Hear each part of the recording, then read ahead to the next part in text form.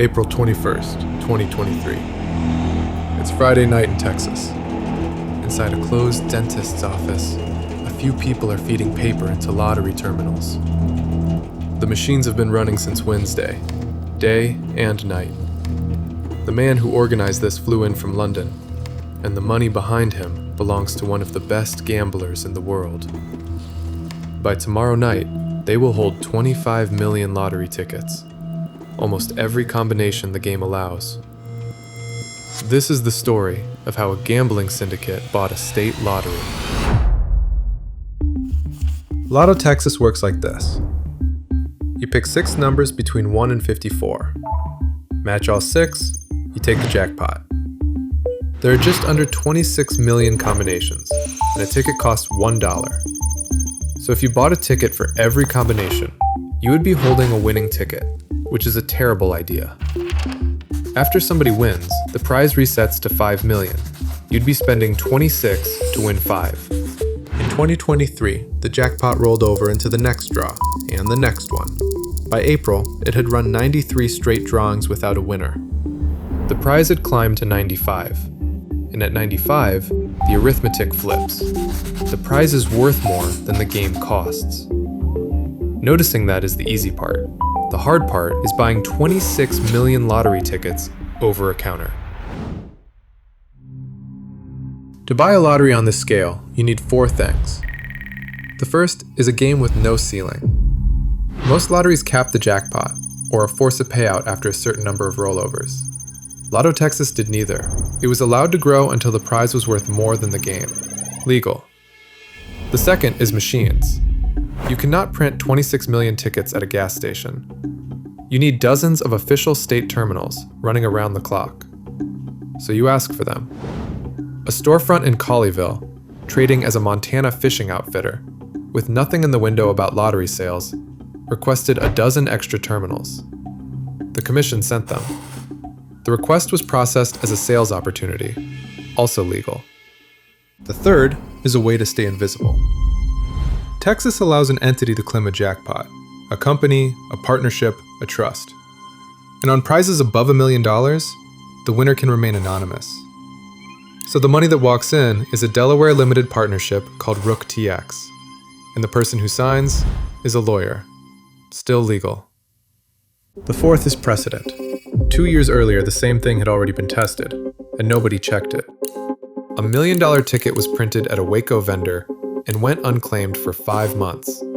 Then, near the deadline, a claimant appeared, an Australian man in Shanghai. He never came to Texas. He didn't have to. A lottery ticket belongs to whoever holds it and signs the back. So the ticket flew to China, got a signature, and flew back. It arrived after the deadline had passed. Texas paid it anyway. April 19th, 2023, Wednesday. The terminals start printing, 4 locations. A closed dentist's office, a warehouse, and 2 more rooms across North Texas. Dozens of state terminals running through the night. Entering 6 numbers by hand takes about 10 seconds. At that rate, 26 million tickets would take 8 years. So they didn't type. Every combination had been converted into a QR code in advance. A phone scans, the terminal prints. They left some combinations out on purpose, such as consecutive runs. In the end, they covered more than 99% of the game. In Garland, a woman named Dawn Nettles, who had published a lottery newsletter since 1992, noticed record in ticket sales. According to the state, it was a lotto fever. So she drove to stores in Dallas and Garland to watch the fever. I knew that there was going to be a ticket sold. There were no queues, nobody was buying. Whatever was moving those numbers, it wasn't the public. And so I knew that the apps were selling them. She had noticed what was going on. Saturday night, 10:12 p.m. 52, 30, 5, 18, 29, 3. Somewhere in Texas, in a room full of boxes, they start looking for one ticket. The ticket was worth $95 million on paper. Taken as a lump sum, it paid $57.8 million before tax. Against the cost of about $26 million, that is a good take. and nothing about it was illegal.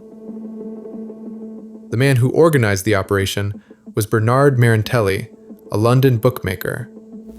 The money behind him belonged to Željko Ranogajec, the Tasmanian gambler known in the industry as the Joker. And Ade Repčenko, a gaming entrepreneur based in Malta, introduced Marintelli to the courier companies. Repčenko denies any role in it. In April 2024, the Houston Chronicle published the whole thing: the 4 storefronts, the $26 million, the terminals the state had shipped. It didn't turn any heads. What really caught everyone's attention is another winner. In February 2025, an Austin resident spent $20 on Lotto Texas tickets through a phone app and won $83.5 million. She had done nothing unusual, but the app she used was a courier, a service that buys physical tickets on your behalf. And couriers were suddenly the thing everyone was arguing about, because the syndicate had used one too. A woman who won a Lotto Texas jackpot prize back in February says she cannot claim her multi-million-dollar winnings. The commission refused to pay her. It would take more than 5 months and a lawsuit before the money arrived. Meanwhile, the legislature had finally started asking questions. One question that loomed throughout the legislative session was, could the Texas lottery cease to exist? The Senate Finance Committee brought the lottery in to explain itself. Senator Bob Hall walked through a decade of decisions. The next best thing is to move it to an entirely new organization. Don Nettles filed a class action. The class action lawsuit was filed last week in Harris County by Don Nettles. 12 days after the hearing, the governor sent in the Texas Rangers, and the Attorney General opened his own investigation. Couriers were banned. Retailers were capped at 5 terminals each.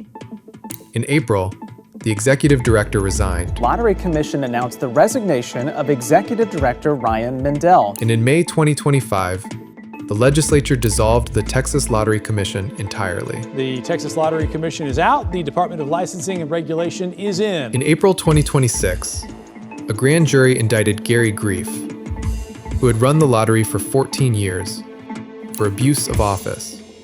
The former director of the Texas Lottery Commission has been indicted. He is accused of felony abuse of office. The charge was dismissed within days, then filed again by a second grand jury. Marintelli calls what they did schoolboy maths. It was an opportunity that couldn't really be ignored. And Ranogajec rejects the word theft entirely. He says calling it robbery is political framing rather than economics. Especially, he says, when the lottery itself is a state-run product designed to extract money from the people of Texas.